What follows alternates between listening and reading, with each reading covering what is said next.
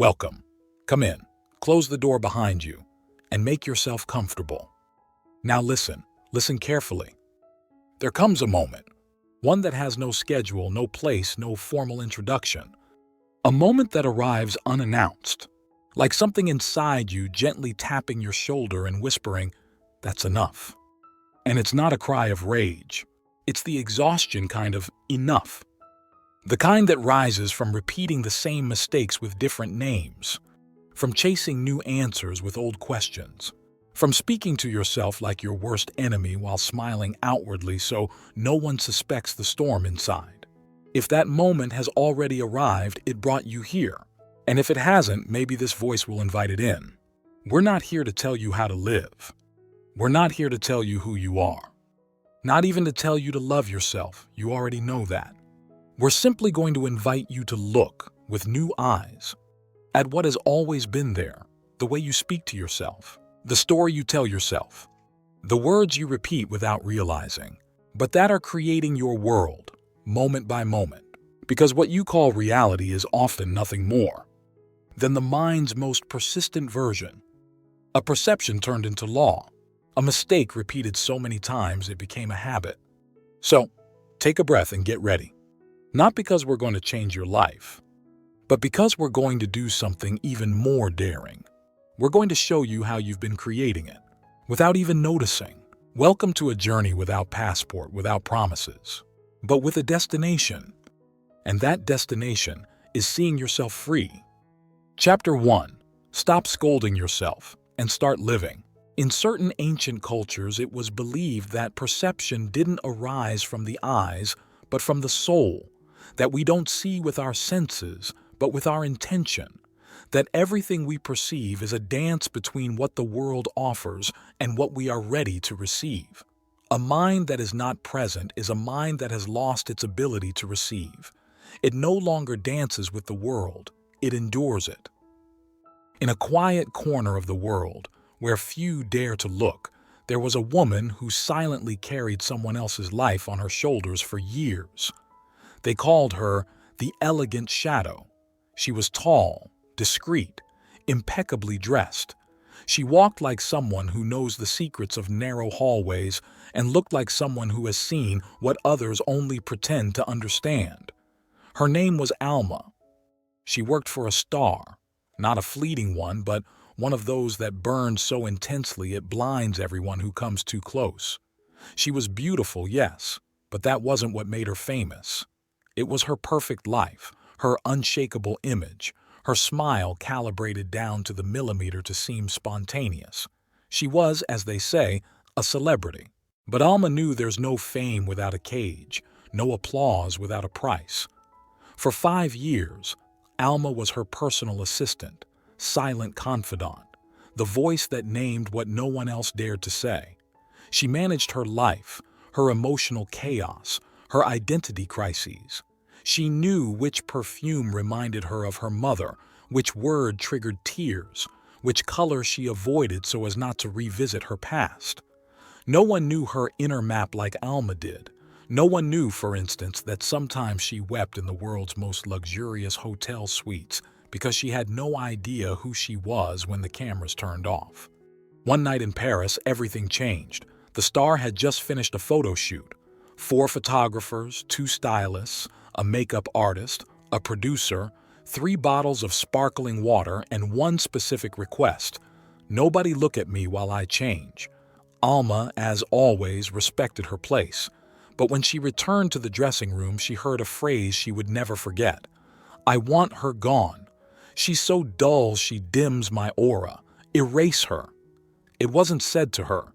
It was said to a manager, not knowing Alma was already there, standing quietly, holding the new dress the star was about to wear. Alma didn't flinch. She said nothing. She gently placed the dress on the golden hanger, closed the door calmly, and left. She didn't ask for explanations. She didn't leave a note. She didn't say goodbye, because how do you say goodbye to someone who never really saw you?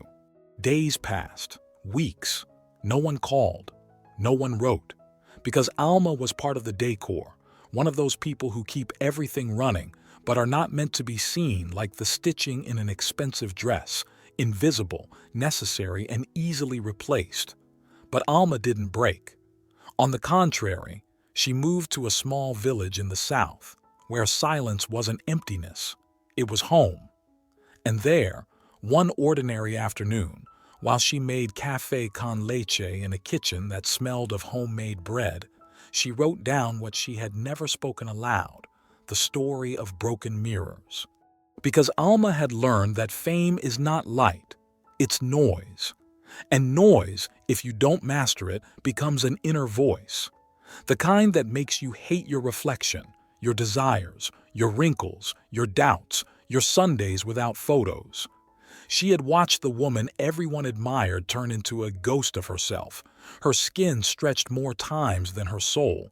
She saw how her partner, her family, her friends were all chosen according to the algorithm, how love became a hashtag and sadness a filter on Instagram. She had witnessed laughter being denied because it creates wrinkles, hunger being suppressed because it bloats, tears being hidden because they smudge the image. She saw life itself being denied in order to appear eternal, and then she understood everything. Fame is the best told lie, but it's not told by the media. It's told by ourselves when we start to believe that we are only worth what others see, that we are the character, not the person, that our value lies in someone else's gaze, not in our own. Alma wrote her story not to expose, not to get revenge, but to be free. She told how she learned to truly see, how one day, staring into a mirror without lights, she discovered that her face held stories, not flaws, that her hands were meant to care, not just to carry, that her voice, the same voice that had stayed silent for so long, could tell a story more important than a celebrity's calendar. It could tell the truth. And the truth was this: there is no prison deeper than pretending to be happy all the time. No loneliness more cruel than surrounding yourself with crowds to avoid hearing your own soul. Alma didn't become an influencer. She didn't go on tour. She gave no interviews. She didn't write a book with her face on the cover. She simply became real. She began telling stories to the children of the village, teaching women how to look at themselves again, planting gardens with elderly women who thought they had nothing left to give. And without intending to, she became a lighthouse, but not the kind that blinds, not the kind that overwhelms or dims itself for fear of losing attention. She became the kind of light only seen by those truly lost, those who no longer believe in promises or promoters, those who crave humanity, not spectacle. Because Alma understood there are two kinds of light, the kind that dazzles and the kind that illuminates, and she chose the second. While the world kept spinning between likes, contracts, and filters, Alma walked barefoot through the streets of her new home, letting the earth speak louder than any trending topic. In the bakery, they already knew she wasn't looking for gluten-free bread, but for honest conversation. In the village library, a little girl asked her for help writing her first poem. At the market, an old woman gave her tomatoes and said, "Your eyes remind me of my sister." And Alma, with no stage, no spotlight, knew she was finally playing the most authentic role of her life. One afternoon, while arranging flowers in a small cafe where she helped out just for the joy of it, a young woman walked in, elegant, with cheekbones tightened by Botox and fingers anxious for her phone. Alma recognized her instantly, not by name, not by face, but by her emptiness. She sat alone, ordered a sugarless coffee, and cried in silence. Alma, not to intrude but simply to be present, approached with a napkin in hand. She didn't ask. She didn't opine. She simply said, "Sometimes life breaks you so you can finally hear yourself." The woman looked up, startled. It was the first time in months that someone had spoken to her without wanting something in return. "Who are you?" she asked through tears. Someone who also thought she was invisible, until she realized the invisible is the most real. They didn't say much more. Sometimes a single sentence is enough. And on that napkin, written without ink but full of soul, was the possibility of awakening. Because that's what Alma did. She didn't preach, she didn't teach, she didn't correct. She simply lived. And by living in truth, others remembered theirs. And maybe, if you're hearing this now, it's not a coincidence. Maybe you're trapped in a golden cage. Maybe you have everything and still feel something's missing. Maybe you've tried so hard to validate yourself on the outside that you forgot how to validate yourself from within. Maybe you believe that shining is the same as burning. So listen closely. Life doesn't need spectators.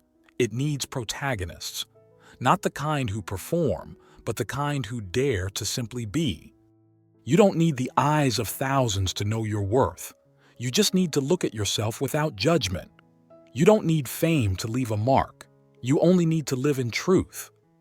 Because the only thing eternal in this fleeting world is what you did with love. Not what you showed, but what you gave.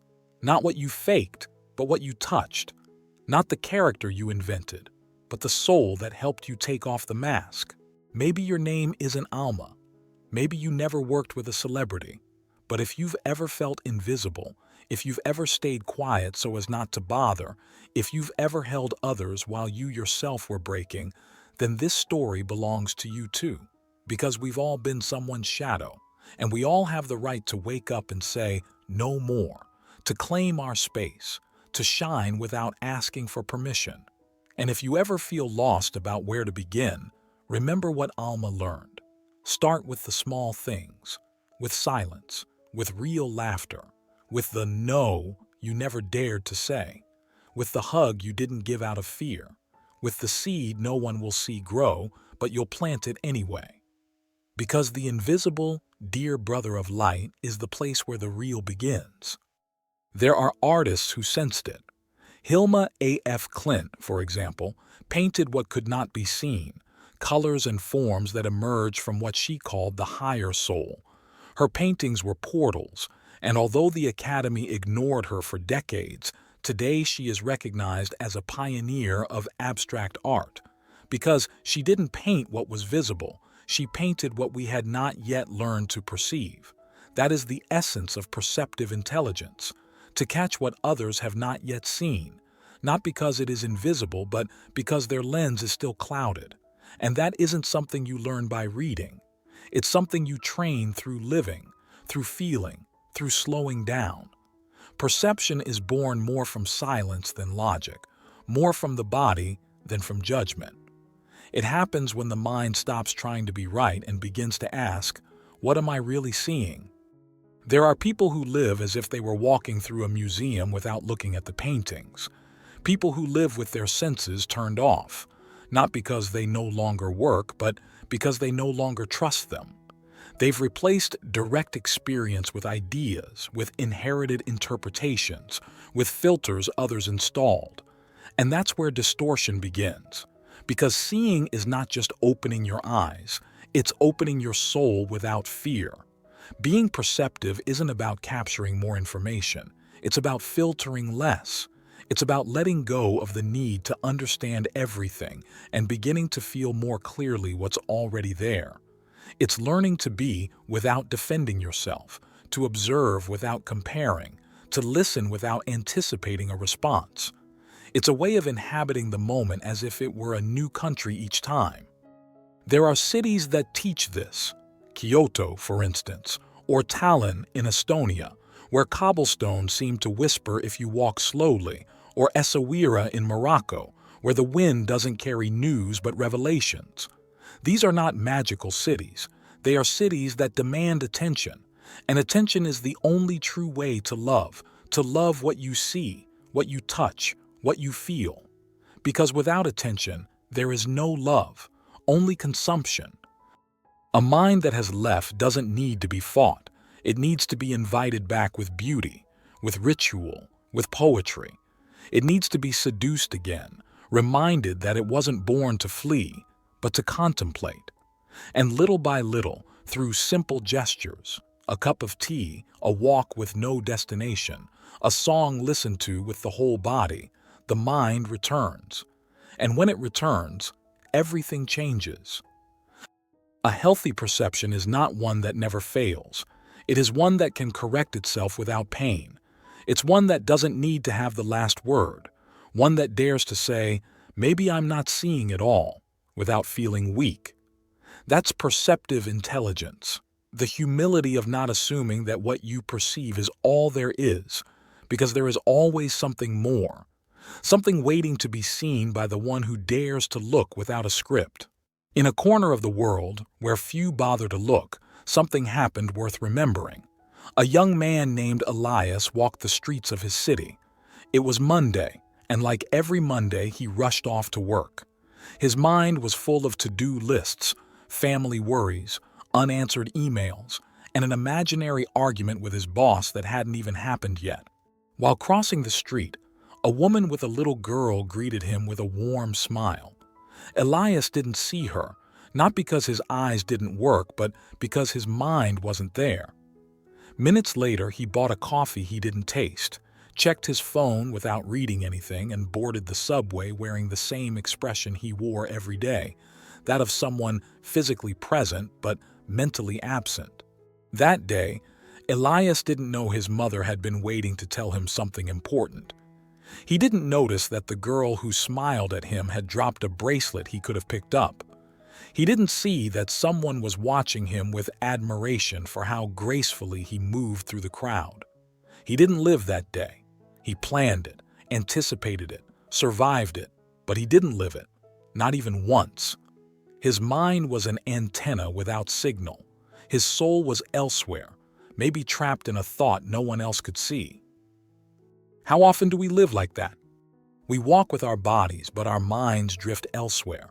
People speak to us, but we answer with the automated voice of our internal pilot. We recall what never happened.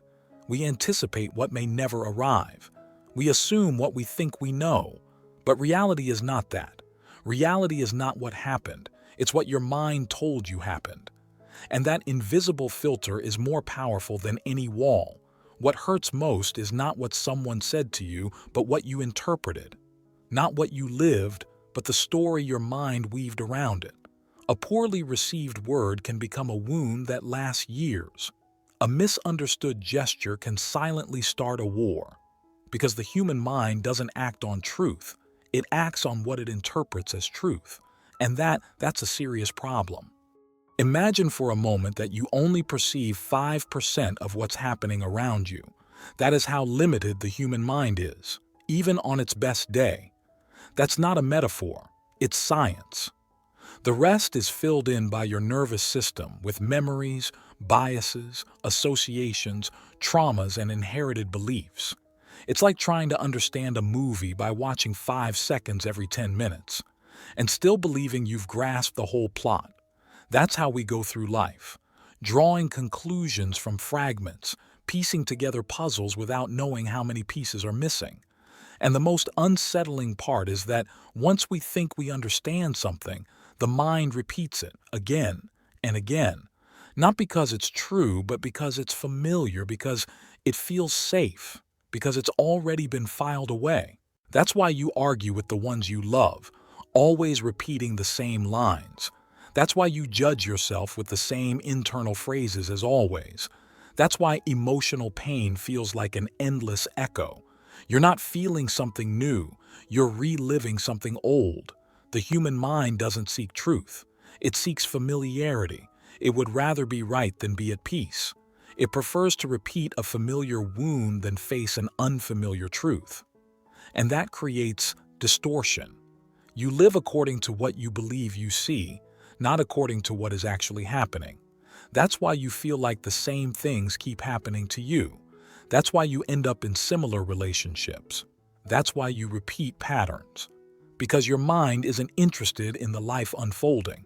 It's clinging to the story it already wrote. Somewhere in Kyoto, an old woman repeats the same gesture every morning. She sweeps with a handmade broom the stone path that leads to her house. She doesn't do it for cleanliness. She does it for consciousness. She does it to be present. In a world where everyone is projected into the future, She returns to the moment with every sweep. She doesn't seek enlightenment. She doesn't seek to heal anything. She simply wants to exist fully. That's how the mind begins to come home. You can do the same. You can look at what happened from another angle, from a new perspective. You don't need to change your entire life. You only need to change the way you see it. Every time your mind tells you something is wrong, ask it, what if it's not? What if what I'm seeing is only a small part of the truth? What if this is the perfect moment to do things differently? Because, believe me, behind every failure, there is a seed. Behind every pain, a lesson. Behind every wound, a light waiting to be discovered. But to see it, you have to question your perception, challenge your mind, and free yourself from the habit of punishing yourself. You have to learn to speak to yourself in a different way. Stop scolding yourself. Every word you say to yourself holds power. It's a decree that creates reality. If you tell yourself you can't, your mind believes it and makes it so. If you tell yourself you're not worthy, your mind accepts it as absolute truth. But if you decide, starting today, to change your internal language, something magical will happen. Slowly, your perception will begin to change too.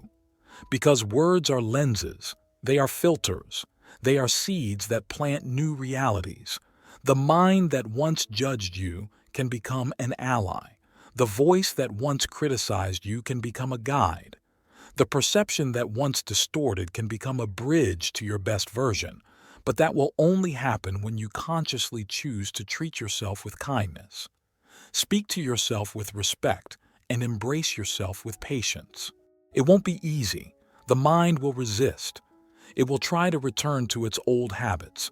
It will try to convince you that nothing has changed, that nothing can change.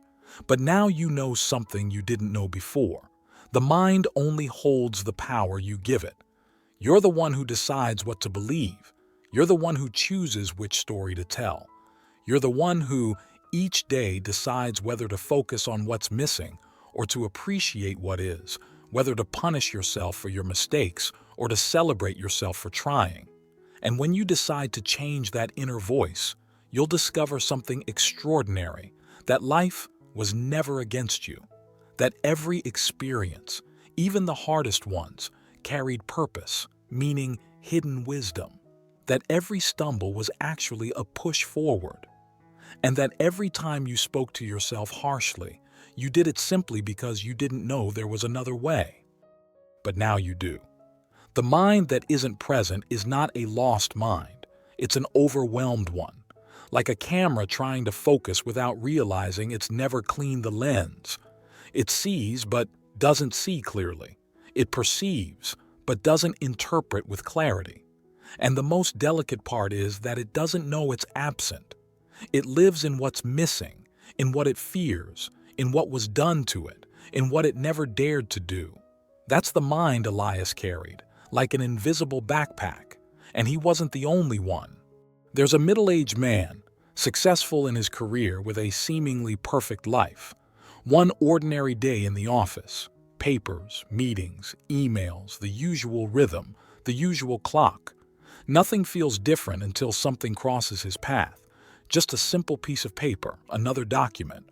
But as he picks it up, a photograph slips out from between the sheets. A photo he doesn't remember owning. The image freezes him. It's a photo of his daughter at 5 years old. His daughter, now a teenager. Click. A single moment when reality pauses.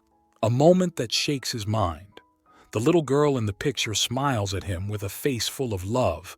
But no matter how hard he tries, he can't remember if he was there. Was he really present? Did he truly share that moment? Did he play with her that day? Did he hold her? Did he look her in the eyes? The image stares back at him like a silent accusation. He can't remember.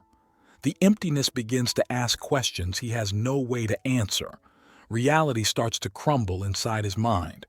How could he have forgotten such small moments?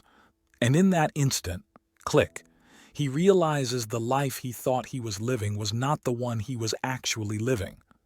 He had spent years trapped in the role of the successful man, so focused on the expectations the world had placed upon him that he never allowed himself to truly feel the life he was in. He saw that life had slipped away from him, so close, yet so far, while he was busy chasing goals, success, and recognition, but never actually living. The daughter in the photo doesn't just smile. She speaks to him from the past. She reminds him of everything he lost by not being present, and the image stays with him like an echo, a silent revelation. That man is a reflection of all of us. We become so focused on the roles we play, the responsibilities we take on, the expectations others have of us, that we forget life itself. We forget to be present, to actually live. It's not that we're unhappy. It's that we're living someone else's life, the one we're told to live, the one society designs for us. And when we finally stop, when we truly look beyond our routines, we see that reality isn't what we see, it's what we perceive. Like many others, this man lived on autopilot. He missed the true essence of life, believing that what he did was all that mattered. But there is something more, something deeper and more essential, the connection with what is here and now, with everything we let pass by, with everything we never stop to see. Life is not measured by what we achieve. It is measured by what we actually experience. The truth is, to truly live, there's nothing to understand. You don't need to read 1,000 books or follow 10 steps of self-help. You only need to start seeing what's already here. Life isn't a mystery. It's an experience of perception. But when you get trapped in expectations and fear, all you see are shadows. The light, the opportunities, the authenticity, they all get lost beneath the layers of what you think things are supposed to be. As Krishnamurti once said, truth is a pathless land because it's not found in what you already know. It's found in what you dare to see with new eyes. Your perception begins as a certainty, but in truth, it's the start of a journey without maps, a constant dance between what we think we're seeing and what is truly in front of us. And just like the lenses through which we view the world, perception can be adjusted. It's not about discovering something new. It's about peeling away the layers that block your sight. Because what most people don't realize is this: we are prisoners of what we believe we see. The mind has a way of tricking us, of convincing us that what we see is the truth. But the truth is, we don't always see what's in front of us. Sometimes we see what we want to see. And more often, we see only what we've been silently trained to see. So stop scolding yourself. Breathe. See yourself. Forgive yourself. Love yourself. And start living. This is the moment to choose. This is the instant to wake up. You no longer need to believe everything you think. You no longer need to accept every judgment, every criticism, every inner reprimand as if it were truth. You can choose another voice. You can choose another language. You can choose another life. Because deep down, you've always been the creator of your reality. You just didn't know it. You thought life was happening to you. But the truth is, you were the one happening all along. Chapter 2. The Voice That Translates the World. People think that awakening requires some grand revelation. Sometimes, all it takes is changing the way you name what's happening to you. Don't say failure. Say recalibration. Don't say rejection. Say redirection. Don't say they hurt me. Say I'm learning my boundaries. This isn't naive positivity. This is perceptual alchemy. It's understanding that everything can be transformed when you change the way you translate it. There's a place in Morocco where artisans shape clay with their feet before ever touching it with their hands. They step on it, feel it, inhabit it. They say that unless you do this, the clay won't let itself be guided. Emotions are much the same. If you don't step into them, if you don't get your hands dirty with what you feel, you won't be able to shape an honest perception of your world. The voice that translates the world is trained like this, by stepping down from the mental pedestal and entering, unfiltered, into the living earth of experience. There are voices that don't make a sound in your ears, yet govern your entire life. They have no tone or volume, but they dictate your decisions, stir up your fears, choose your lovers, ruin your moments. These voices live within, disguised as thoughts, camouflaged as logic, wrapped in phrases inherited from places that no longer exist but still hold sway. That is the voice that translates the world, the one that turns a glance into a threat, a silence into judgment, a delay into abandonment. It's not the world that hurts, it's the translation. It's that small, invisible narrator that learned to distrust before it ever learned to feel, to interpret before it learned to see, to assume before it ever asked. And that habit, so quiet, becomes over time a prison from which it is hard to escape. Many believe they are being rational, but in truth they're interpreting everything through emotional maps drawn in the past. They're not thinking, they're repeating. They're not perceiving, they're guessing. And that constant guessing wears down the truth in each moment, because we don't live what's actually happening, we live what we think is happening. Some people have turned their whole lives into automatic translation. They live by prefabricated phrases, canned reactions, emotions borrowed from movies they don't even remember. When they feel fear, they repeat the same escape ritual. When they feel love, they brace for loss. When they're alone, they project abandonment, not because that's what's really happening, but because their inner voice already rushed to interpret it that way. But what if the voice that tells you the story of the world isn't one you chose, but one you inherited? What if you could change it? What if, instead of judging you, that voice could learn to accompany you? Not with empty optimism, but with humanity, with tenderness, with a kind of intelligence that doesn't need to be right, but truly wants to be with you. There's a potter in southern Tunisia who wakes up every morning before sunrise and caresses the dry earth before mixing it. She says that if she doesn't greet it first, the clay won't let itself be molded, that every material deserves respect, that you can't create in a rush. And the same goes for your perception. If you don't greet what you're feeling, if you don't pause to see what's happening within you, your inner world won't let itself be touched. And so the voice that translates it just keeps repeating what has already hurt you. To be perceptively intelligent is to be able to stand before the same thing and see it with different eyes, not to deny it, but to discover new paths, not to romanticize pain, but to understand it without dramatizing it. It's the art of speaking to yourself in a different way, of narrating your life with a voice that isn't your enemy, but your ally. In Milan, there is a man who composes songs in made-up languages. He doesn't care whether people understand the lyrics. What he wants is for people to feel.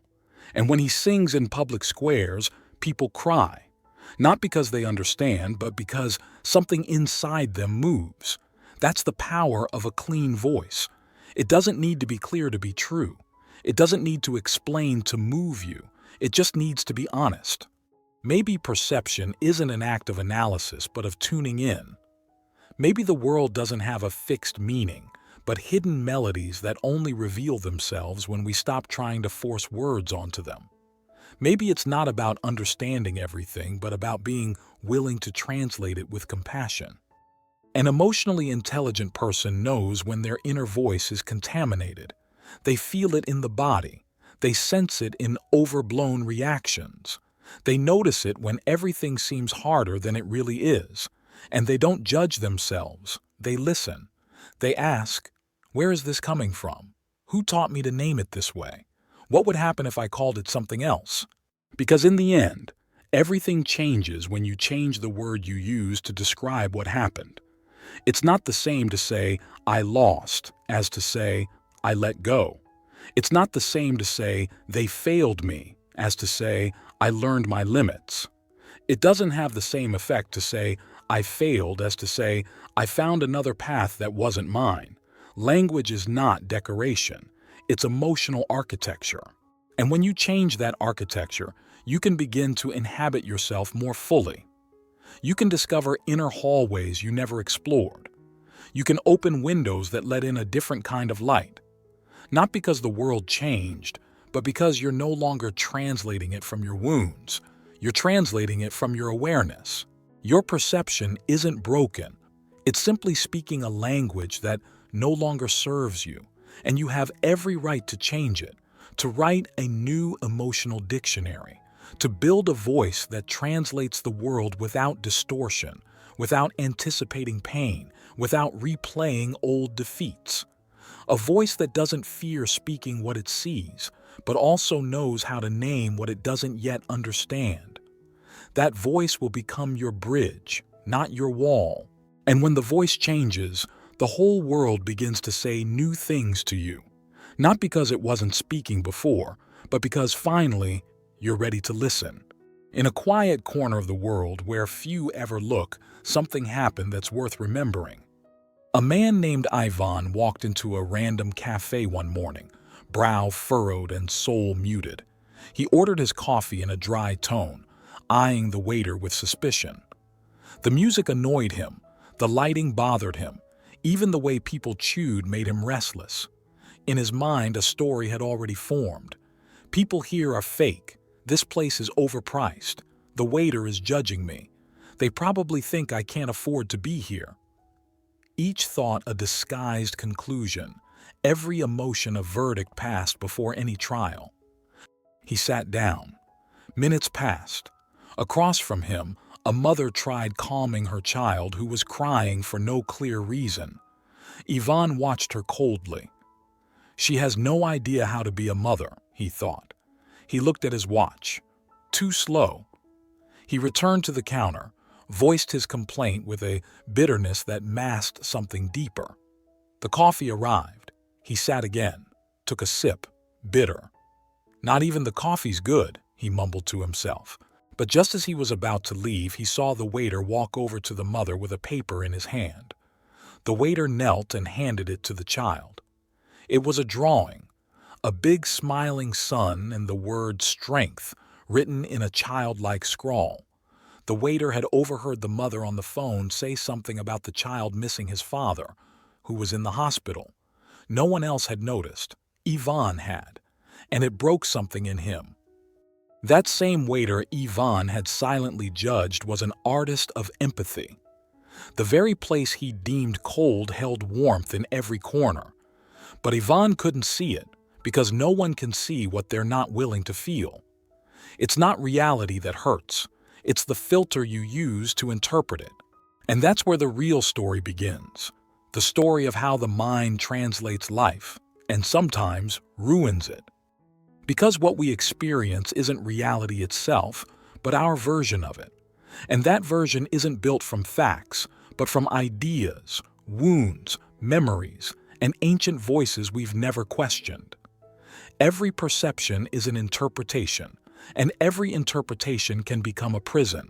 Your mind isn't a witness, it's a narrator. And the most dangerous part is that you believe every word it tells. Hasn't it happened to you? Someone greets you differently and suddenly you're sure they're avoiding you. They don't reply to your message, and you feel rejected. Your partner says something innocent, and your mind spins it into a veiled criticism. That's not reality. It's the story your mind wrote about what happened. And in the space between what happens and what you believe happened, most of your suffering is born. What's fascinating and terrifying is that your brain doesn't need facts to create certainty. It only needs sensations. If something feels off, the mind tags it as danger. If something resembles the past, the mind treats it like a threat. If something hurts, the mind labels it as bad. But none of that is the truth. It's just the emotional algorithm you inherited as a child, playing on repeat. Wise ones say that the human mind perceives only 5% of what's really happening. The rest? It invents. It fills in with assumptions, memories, fears. That means 95% of your experience isn't real. It's borrowed. Let me repeat that. 95% of your life is interpretation. Nearly everything you think affects you wasn't done by the world. It was done by your perception of the world. And right there in that space lies the miracle. If you can observe how you perceive, you can begin to perceive differently. And if you perceive differently, your life changes, even if nothing outside of you does. Perception holds the key to freedom. Because it's not what happened to you, it's how you named it. It's not what they said, it's what you understood. It's not the story, it's the storyteller. And you are more than that storyteller. You can rewrite the voice. You can change the script. You can, for the first time, tell your life from a new place. But to do that, you must pause, an inner pause. Breathe, observe, and ask yourself, what I'm feeling, is it real or is it a translation? Am I living or reacting to a mental movie I've memorized? That's the crack where the light gets in. In another corner of the world, perhaps not so different from yours, lives a woman named Clara. She has a unique relationship with reality. Every time something happens, instead of reacting right away, she takes a breath and softly whispers to herself, maybe I'm not seeing the whole picture. Maybe this is just one fragment of a larger scene. She wasn't always like that. Clara was like you, like me, like anyone who's ever suffered from believing too much in their own interpretations. One morning, she woke up to a message on her phone. It read, "We need to talk." Just those 4 words were enough to trigger an emotional bomb inside her. Her mind conjured dozens of worst-case scenarios, betrayals, endings, disasters. Her world trembled under the weight of one message. She suffered for hours, until the call finally came. The conversation wasn't the end. It was a beginning. The person on the other end simply wanted to propose a life-changing opportunity. Clara exhaled, but then something shifted inside her. Instead of just celebrating, she decided to understand why she had suffered so much over nothing. And she realized the problem was never the message. It was how she had read it. The emotion didn't come from the outside. It came from the filter she'd used to interpret it. From that moment, Clara became something of an emotional detective. Whenever something unsettled her, instead of reacting, she would pause and ask herself with sincere curiosity, what story am I telling myself right now? What part of my past is writing this scene? And she began to notice that behind every exaggerated emotion was an old memory, a wound never healed, a phrase someone once said that she never questioned. Because we're all a bit like Clara before her awakening. We've spent years repeating internal scripts we learned as children, hand-me-down phrases, borrowed emotions. We see with the eyes of those who raised us. We feel with the hearts they taught us to carry. But no one ever taught us we could change the lens, that we could question the voice inside, and when we do, we find it was never really ours. It belonged to someone else, to whoever taught us fear, to whoever made us feel not enough, to whoever once convinced us we were small. Clara learned that life isn't a novel written by others. It's an open book with blank pages. Every day she could rewrite her reality. Every moment she could reinterpret her story. She discovered that suffering is optional when perception becomes conscious. She learned to say, maybe I'm wrong, maybe there's more here, maybe this isn't the whole story. And when she opened that door, she found a world where the very things that used to break her now made her stronger. The same moments that once destroyed her now built her. Because perception is power. Pure creation. You don't live in an objective world, you live in the world your mind fabricates. And the good news is, you have the power to redesign that factory. You can change the raw material you use to construct your reality. Instead of fear, you can use curiosity. Instead of judgment, understanding. Instead of rigidity, flow. Life is exactly that, a continuous act of perception. And when you understand this, you no longer suffer because of the message. You investigate the meaning you gave it. You stop fighting with reality. You begin to converse with it. You no longer suffer your emotions. You explore them. You become flexible, like a reed that bends but never breaks. You stop resisting what comes and begin to dance with it. Look closely at your life right now. How many times have you suffered needlessly over things that never actually happened? How many inner battles have you fought without a worthy opponent? How much energy have you wasted arguing with ghosts you created yourself? You are free the moment you question your perception. You are strong when you admit you don't know everything. You are wise when you understand that reality is not your enemy, it's your mirror. And if something in that mirror hurts, the answer is not to smash it. It's to look deeper, to look with new eyes, to see beyond what's obvious, beyond judgment, beyond what you were taught. Because in the end, dear intelligent learner, it's not what happens that defines your life. It's how you choose to see it. That choice doesn't belong to the past or your genes. It belongs to you. And the more conscious you become, the less you'll suffer and the more you'll live. The less you'll react and the more you'll create. Right now, take a deep breath and choose again. Because every instant is an opportunity to reinterpret the world. This is your moment. This is your decision. This is your true power. In a quiet corner of the world, where few ever look, something happened that's worth remembering. It was a cloudy morning in Lisbon. An Argentinian tourist wandered through the cobbled alleys of the Alfama neighborhood, looking for a place to have breakfast. He didn't speak Portuguese, but he carried a translation app in his pocket. He walked into a small bakery and, with a polite smile, showed the baker his screen. The sentence read, "Could I have a coffee and a pastel de nata, please?" The baker read it, frowned slightly, and replied with something that sounded dry, even curt. The tourist felt a sting in his chest. Why would he answer me like that, he thought. The air tensed. The coffee was served, but it no longer tasted the same.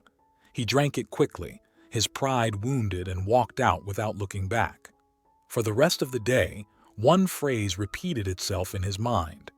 People here are so cold, so rude. That night at the hostel, he told the story to a young Portuguese woman who spoke Spanish. She smiled tenderly and explained, "What he said was, 'Of course, my king.' It's actually a very kind expression here. It just sounds harsh to foreigners because of the Lisbon accent." The tourist was left speechless. His entire emotional experience of the day had been based on a translation error. That's exactly how the human mind works. We don't react to what happens. We react to the version our mind translates. And the issue is that this internal translator, like that app, isn't neutral. It's full of filters, traumas, memories, beliefs, tones we interpret through our wounds, and words we understand based on our emptiness. Worst of all, we believe that this translation is the truth. In another quiet corner of the world, something else happened that's worth remembering. A little boy in Kyoto bent down to watch a trail of ants crawling through a crack in a stone. He wasn't in a rush. He had no plans. Just the silence of a warm afternoon and the tiny miracle of attention. His grandfather watched from afar and thought, "This child won't need a translator to understand the world." Whether you know it or not, you carry an automatic translator in your head. Not just any translator, but one that turns life into opinions, emotions into suspicions, and moments into premature judgments. It's that translator that makes one person cry in Madrid over a loss while another celebrates a reunion in the same plaza. It's not the city. It's not the event. It's the filter. And that filter has a name, your way of interpreting reality. Here's the twist. That translator wasn't installed by God or biology. It was built through your repetitions, your prejudices, your unexamined history. That's why some people hear a song by Violeta Parra and feel illuminated, while others hear only noise. Some read Nietzsche and see freedom, others see only chaos. It's not the book, the song, or the other person. It's the translator. Now that you know this, you can change it. You can be like that child in Kyoto who doesn't translate. He simply sees. He doesn't judge. He simply is. Being perceptive is not a special gift. It's the ability to turn off, even for a moment, the inner radio that labels everything and allow life to speak in its original language. That's why the wise seem slow. They don't answer with the first thought that comes to mind, but with the one most present. That's why true artists often feel out of place at formal dinners. Their language doesn't pass through the filter of politeness, but flows straight from the honesty of what they feel. If you want to live more lightly, examine your translator. If you want to love without fear, deactivate the default protection mode. If you want to understand yourself, learn to listen without interrupting. Emotional language isn't learned from books. It's heard in your mother's gaze when she's too tired to lie, in the silence left after a Nina Simone song fades, in the pause between two sentences when someone is deciding whether or not to trust you. Being perceptive isn't a title. It's a way of being in the world. Some pass through Paris and never see the poetry. Some eat breakfast in Istanbul and never taste the present. And some, without leaving their room, perceive the soul of everything. Because it's not the place, it's presence. And presence is the one language that doesn't need translation. It's the language your soul speaks when your mind is quiet. That is your true language, your first language, the only one that doesn't need to be explained. There are days when someone doesn't greet you and your mind translates it as rejection. There are neutral phrases your mind turns into attacks. There are silences it sees as contempt. And everything, absolutely everything, is filtered through distorted perception. Because your mind isn't translating what's happening, it's translating what it remembers. That automatic translator has been switched on since you were a child. It learned the emotional language of your home, the way adults reacted, how they looked at each other, how they stayed silent. And ever since, everything you experience gets filtered through that same emotional code. If silence meant punishment when you were little, then today, your partner's silence feels threatening. If harsh words were part of love, you now believe love must hurt. If emotions were repressed, you no longer trust what you feel. The translator in your head doesn't just translate words, it translates your whole life. And if you're not aware of that translator, you end up living in a misinterpreted world. You fight battles that aren't real. You suffer rejections that never happened. You destroy relationships over meanings no one ever intended. You carry pain that doesn't belong to you. And then you repeat to yourself, "This is who I am. People are like this. Life is like this." When really, it's just your translator. But here comes the light. The translator can be updated. You are not condemned to live under the tyranny of your first interpretation. You can observe yourself, pause, take a breath before reacting, and ask, is what I'm feeling really what happened? Or is it how I understood it through my wound? That second of awareness can save you hours of suffering. A woman receives a short message from her partner. "We'll talk later." Instantly, she feels something is wrong. Her chest tightens. Her mind starts scanning for mistakes, past scenes, gestures she might have missed. But if she breathes and watches her thought for just a moment, she might realize what she's feeling didn't come from the message. It came from her story of abandonment, her fear of being left, her habit of reading everything through distrust. And then she might say to herself, maybe it's not what it seems. Maybe this translation is old. That awareness doesn't erase the emotion, but it transforms it. It softens it. It opens space for a new perspective, and there, freedom begins. Because when you realize your perception isn't reality, but a pre-programmed translation, you begin to have the power to choose a different language. The language of presence, the language of the heart, the language of someone who doesn't react from the past but interprets from awareness. That doesn't make you naive, it makes you wise. Because wisdom isn't the absence of emotion. It's the refusal to be ruled by the first translation the mind offers. It's daring to wait one more second before acting. It's looking at what you feel as if reading a subtitle and asking, "This thing I'm reading, who wrote it?" And when you ask that question, hermano, you are turning on the light. You are disabling the autopilot. You're seeing for the first time what was always there, but you never knew how to read. And then everything changes. Because when your way of translating changes, your way of living does too. In another corner of the world where few dare to look, a girl named Martina was holding a pregnancy test in her hands.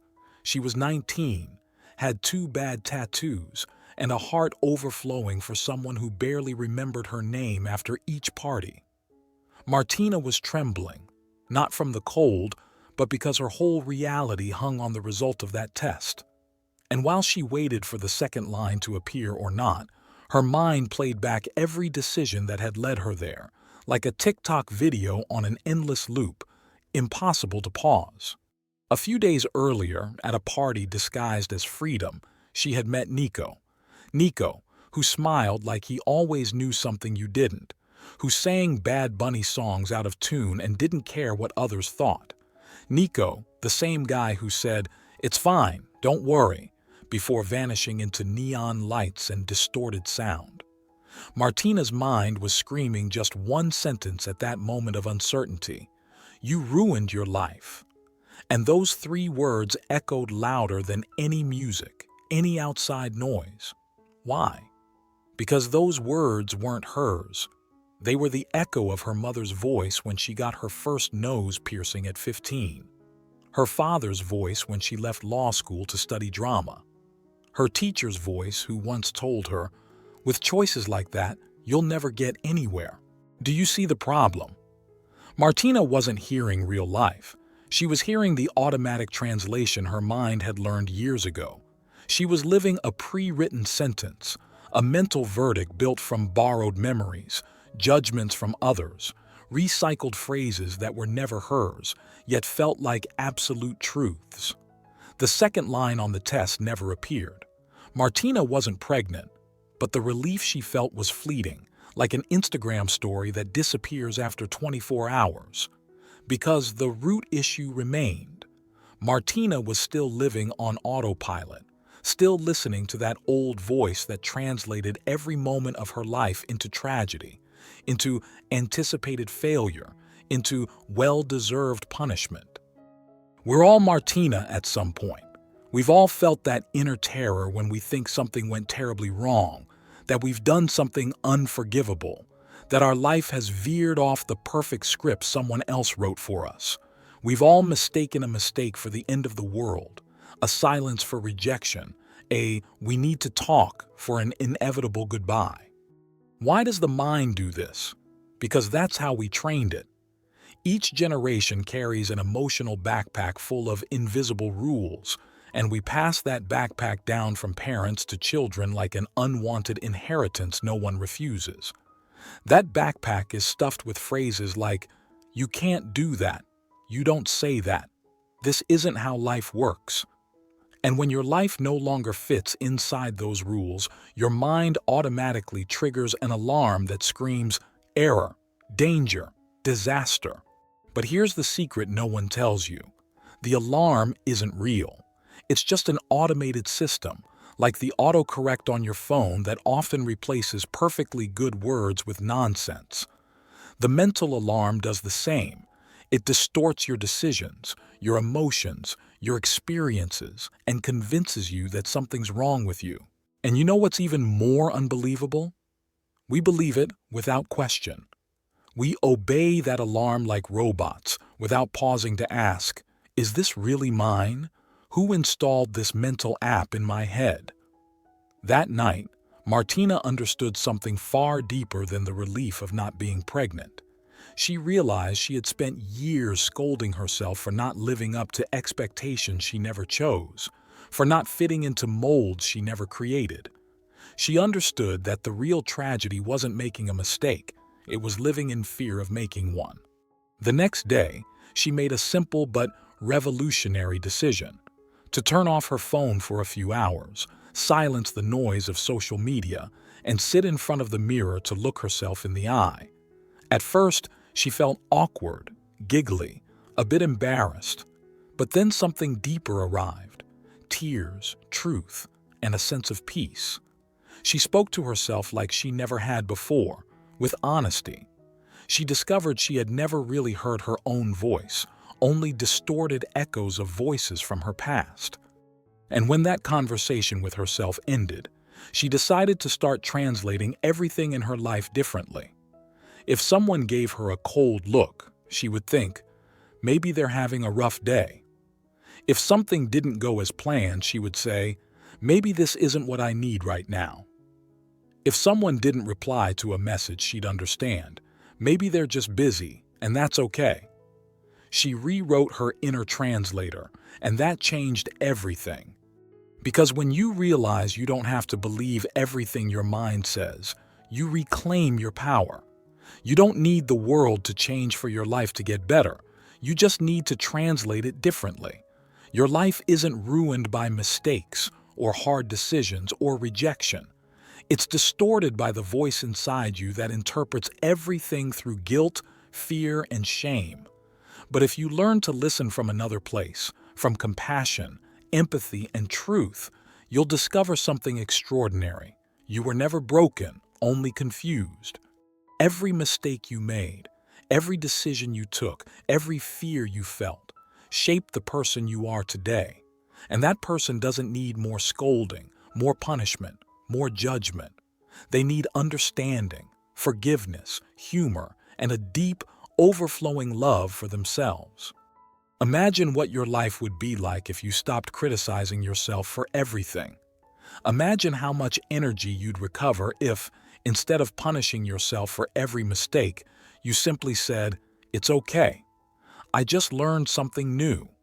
Imagine how much lighter life would feel if, instead of worrying about what others think of you, you lived excited about what you think of you. Because in the end, dear learner, the only thing that truly matters is what you say to yourself when no one else is listening. The only thing real is your perception, and the beautiful truth is, you can change that perception whenever you choose. So take a deep breath right now. Feel the truth that you're still here. You still have the power to shift the way you translate your world. Because life is not what happened to you. It's how you interpret it today. It's not what others made you believe. It's what you decide to believe now. Because your true story, the one that really matters, begins the moment you choose to switch off that automatic translator in your mind and turn on a voice that's more loving, more real, and more awake. The voice that no longer scolds you. Welcome to your new perception. Welcome to real life. Chapter 4. To illuminate and awaken. There is an invisible bridge between the way you see the world and the way the world sees you. It's subtle, almost imperceptible, but it's there, floating like an everyday mystery. You cross it unknowingly, every time you interpret a glance, every time you hear a word, every time you stop to wonder what someone really meant when they let slip a casual phrase. Because that's how your mind works, the great invisible narrator of your life. And what it narrates becomes your absolute reality. In a quiet corner of the world, where few dare to look, something happened that is worth remembering. There, in a small cafe that seemed frozen in time, two souls met again, though neither really knew how they had arrived. The table was worn wood, etched with the marks of passing time.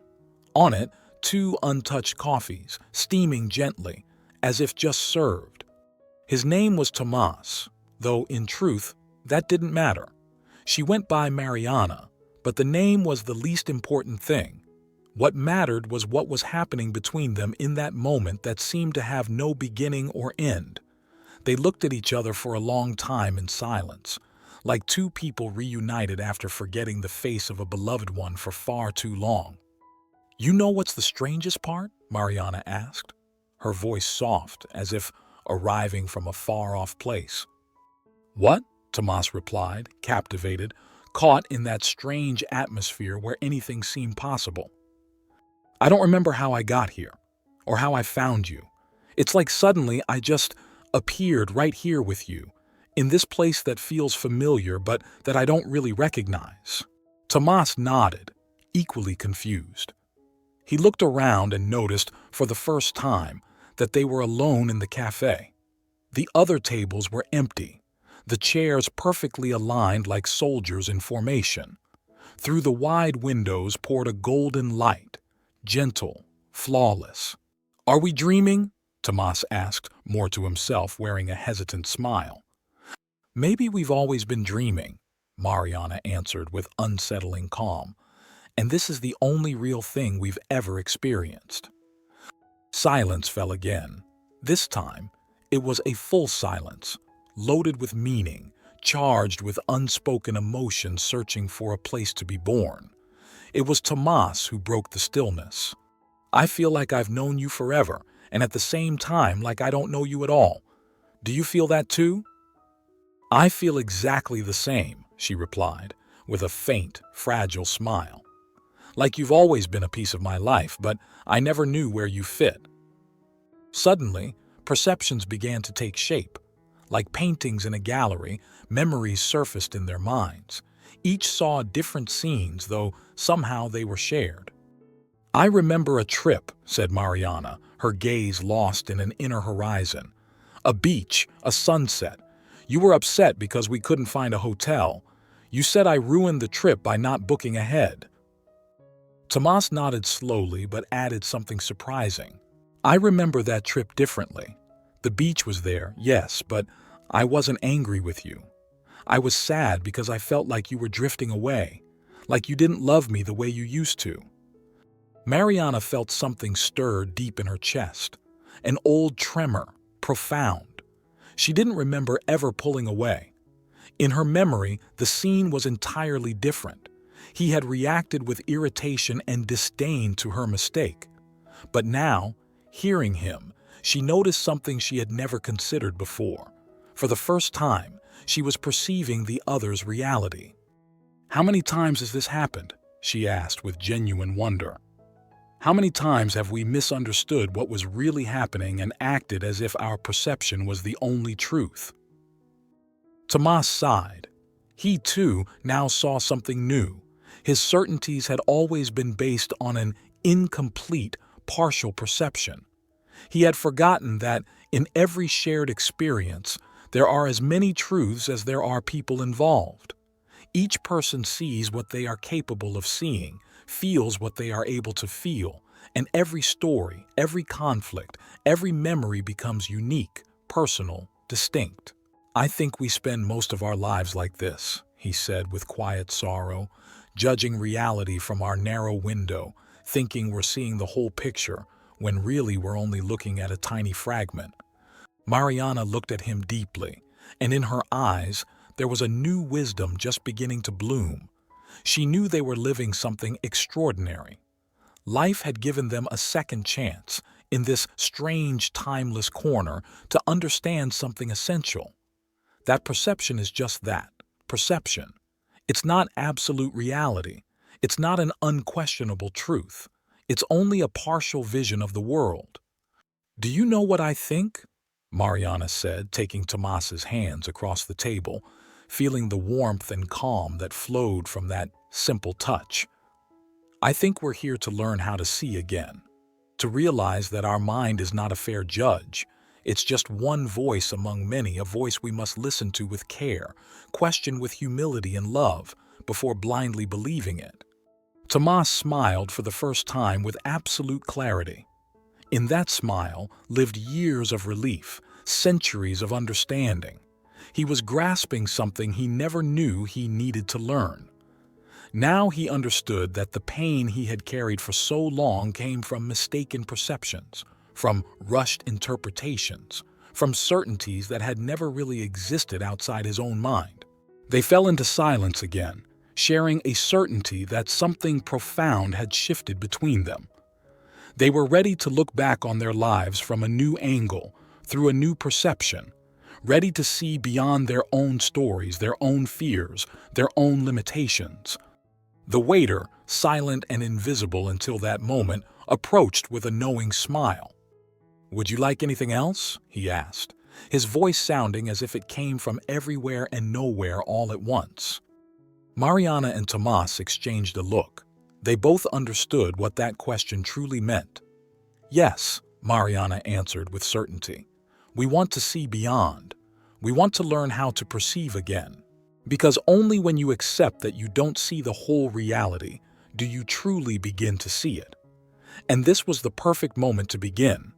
The waiter smiled again, with a serenity almost mystical, and walked away without another word. Mariana and Tomas remained alone in that strange and perfect space that felt suspended in time at the very edge of existence. Both of them knew that this encounter was a necessary pause. A crack opened in their awareness to discover the world behind their limited perceptions. "Do you remember that summer at the country house?" Tomas asked gently, breaking the calm with a smile that was part nostalgia, part joy.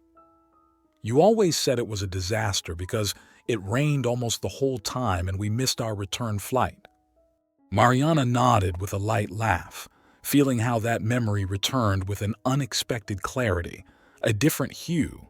"Yes, I remember being upset for days, thinking the whole thing had been a failure," she replied, lowering her eyes with a hint of regret.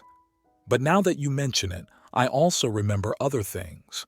I remember how we laughed in the rain, how we improvised that ridiculous dinner with the 4 things we found in the pantry, and how, in the end, we ended up dancing like fools, soaked and happy, in the garden."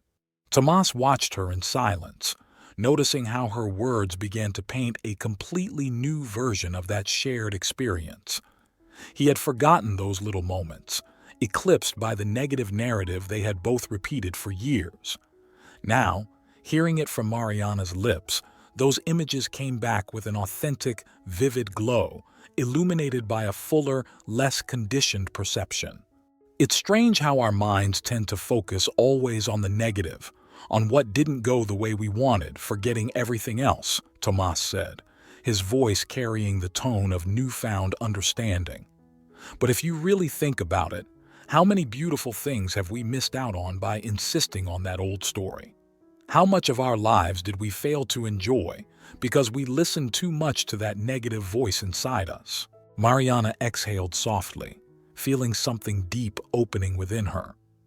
She was beginning to see that perception not only shaped how she remembered the past, but also how she experienced the present and how she would shape the future. Every time she let her mind dictate a limited version of what had happened, she was sacrificing chances for joy, for learning, for genuine connection. "I realize now that perception doesn't happen automatically," she said firmly, like someone who has just uncovered an essential truth. "It's something we choose, consciously or not, and every choice has enormous consequences in our lives." "Exactly," Tomas replied, leaning a little closer, feeling the air between them begin to vibrate with a new energy, almost magical. "Every time you choose to see something from a limited angle, you trap yourself in an invisible cage. Every time you choose to open your perception, you expand your life, and that choice is always in your hands." They both paused for a moment, savoring the clarity of that realization. It was so simple, and yet so powerful. The root of their suffering, the reason behind so many conflicts, and the key to their freedom had always been right there, hidden in how they chose to see the world. Suddenly, Mariana remembered another scene. A random afternoon, the two of them walking through the city after a trivial argument that had escalated into something almost unbearable. The fight had started over something insignificant, a misunderstood perception, a poorly timed phrase. That afternoon, they ended up walking together, but separated by an invisible wall of silence and resentment. Now she saw how absurd it all had been, how easily they had allowed their minds to distort a simple misunderstanding into an emotional abyss. That afternoon when we argued for no reason, Mariana said with a look of genuine remorse, we wasted a chance to understand each other better. We could have chosen to listen, to explore what was really happening inside each of us. But we chose silence. We chose to lock ourselves inside our mistaken perceptions, and we ended up suffering needlessly. Tomas took a deep breath, feeling that Mariana's words were touching something profoundly true within him. I think the most valuable thing we can do right now is promise each other that we'll always try to see beyond our immediate perceptions, he said, with a resolve that came from the soul. That before judging, before suffering, before reacting, we'll take a deep breath and ask ourselves, am I seeing the whole picture? Is there something I don't understand? Can I look at this from a different angle? Mariana nodded with quiet intensity, sensing that such a simple promise had the power to change everything, not just between them, but in every corner of their lives. It's strange how we've lived so long with our eyes wide open, yet with our hearts tightly shut, she said, her voice softened with tenderness. Now I understand that to open perception is to open the heart. It means allowing ourselves to be vulnerable, to be curious, to be loving. It means accepting that our truth is never the whole truth. There's always more to learn, always more to see. And when we do that, we become truly free, Tomas added, his smile bright, filled with hope. Free to love better, to live better, to enjoy life without all those mental barriers. They remained in silence for a while, warmed by the depth of understanding they had just shared. They knew this conversation was only the beginning, that hard moments would come again, moments where perception would try to shut their hearts once more. But now they had something they never had before, awareness. They understood how the mind works, how perception works, and above all, they knew they had the power to choose better. At last, Mariana took Tomas's hands into hers and, with a deep and luminous smile, asked, "Are you ready to see life with new eyes?" Tomas didn't hesitate. His voice was filled with the joy of someone who had just discovered a long-lost secret. "I'm ready to live life for real." And so, in that strange corner of the world, in that timeless cafe, two souls learned to perceive with the heart. Because when you change the way you see the world you see changes with you. This was the exact moment when perception became pure creation. This was the moment when life truly began. Mariana slowly let go of Tomas's hands. Something shifted in her face. What had just been light now appeared as a cold shadow stretching from her eyes to her lips. He noticed it immediately, and an invisible current of tension filled the space between them. "What's wrong?" Tomas asked, surprised. "I thought we had found what really matters, isn't that right?" She didn't answer right away. She looked outside, where the landscape dissolved into a misty blur. When she finally spoke, her voice was so soft it seemed to carry everything she had never dared to say aloud. "Tomas, what if this thing we're experiencing right now is just another perception? What if this is nothing more than another trick of the mind to avoid facing what actually hurts? Because honestly, there are things that can't be healed by pretty phrases or philosophical promises." Tomas felt an icy blade slice through his chest. He hadn't expected that. He had believed they had found clarity, a way out, a final illumination. But now here she was, bare, honest, unfiltered, forcing him to face something much deeper, something he hadn't wanted to see. "What exactly do you mean?" he asked cautiously, feeling his palms grow damp. "What's deeper than what we just discovered?" Mariana slowly lifted her gaze to meet his. Her eyes were no longer veiled. There were no masks, no disguises, no fear of truth. "This thing we call perception is the perfect excuse to avoid real pain. It's easier to philosophize, to reflect, to shift perspective, than to face the wound that's still bleeding. Perception deceives us, Tomas. It makes us think we're in control just because we get to choose how we see things. But reality is harder. It's raw. Sometimes life doesn't care how you look at it. It only cares how you face it. It's not about picking lenses. It's about tearing out your eyes if you really want to see. Her words struck Tomas like a dagger. He felt emotional blood pour from wounds he hadn't even known were still open. And yet, he understood exactly what she meant. He saw now that everything they had done until this moment had been rearranging the narrative, shuffling pieces around on a game board, without ever touching the true center of their pain.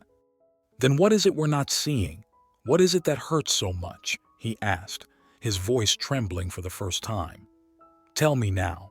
No filters, no theories, no gentle words. Just tell me what you really feel." Mariana took a deep breath, closed her eyes as if preparing to leap into an unknown abyss. When she opened them again, they were soaked with tears she could no longer hold back. What really hurts is the loneliness we feel even when we're together. What hurts is knowing we lie to ourselves every day saying this is enough. What hurts is that we built a beautiful story to avoid admitting that we're broken. And while we're busy rewriting our reality, we're missing the one thing that's truly real, who we are when no one's watching. A heavy silence fell between them like a stone. The soft noise of the cafe vanished. The colors faded. The waiter had disappeared. Now it was just the two of them, face to face, with nothing left to hide and nothing left to avoid. Tomas felt stripped bare by her words. It was true. They had used perception as a shield, a beautifully designed armor to avoid ever touching the real wound they both carried. This entire inner journey, this deep conversation, it had all been another escape route, another mask, another illusion. "You're right," he said at last, his voice cracking. "All of this has been a clever game, but a game nonetheless. And you know what's the most ironic thing? That right now I realize I don't even know how to be myself without these comforting perceptions. I don't know how to live without filters. I have no idea who I am beneath all the layers I've been wearing since the day I was born." Mariana looked at him with a blend of tenderness and infinite sorrow. "Maybe none of us know, Tomas. Maybe that's the real tragedy of being human. We think we're free because we get to choose how to see life, but we never dare to see it without lenses. We never dare to be fully real, because being real hurts too much. We'd rather stay comfortable in a lie than suffer a single minute in our truth." Tomas nodded slowly, feeling his entire world collapse and rebuild itself at the same time. Now, more than ever, he understood the meaning of this encounter. It wasn't to find easy answers. It was to tear down everything they thought they knew and force them to confront what they never dared to face. "So, what do we do now?" Tomas asked in a whisper, almost pleading for an escape. "How do we live without perceptions? How do we live in absolute truth?" Mariana looked him in the eyes and her voice came down like a verdict, harsh but liberating. "I have no idea, Tomas. But I think for the first time, we're doing something honest. We're admitting that we know nothing, that we never did. We're admitting that this whole game of perception is just another way to run away.